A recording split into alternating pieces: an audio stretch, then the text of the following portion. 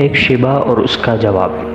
یہاں پر ایک معترض یہ کہہ سکتا ہے کہ آن حضرت صلی اللہ تعالیٰ علیہ وسلم نے غار حرا میں عزلت نشینی اور خلوت کی جو زندگی بسر فرمائی، اس کا تعلق آپ کی حیات رسالت و نبوت سے کچھ نہیں۔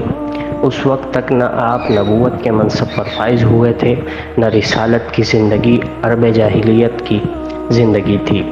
یہ وہی زندگی تھی جسے دور جاہلیت میں انہوں نے بسر کیا۔ وہ اللہ تعالیٰ کی عبادت کرتے تھے، کائنات اور سانح کائنات کے معاملات و مسائل پر غور کرتے تھے، اور خلوت و عزلت کی زندگی بھی بسر کرتے تھے۔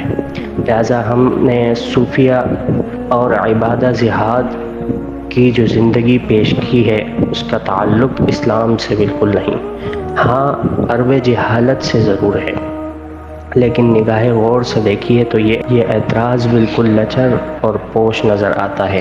آن حضرت صلی اللہ تعالیٰ علیہ وسلم نے غار حرا میں جو زندگی بسر فرمائی، یہ بعد جاہل عربوں کی سی زندگی نہ تھی، بلکہ در حقیقت یہ نبوت و رسالت کی زندگی کی تحمید تھی۔ اس سے نبوت کا آغاز ہوا اور یہیں سے آپ رسالت کے منصب گرامی پر فائز ہوئے۔ مزید آپ اس کتاب کی معلومات کے لیے ہمارے چینل کو سبسکرائب کریں اور ہمارے واٹس ایپ نمبر پر بھی رابطہ کر سکتے ہیں۔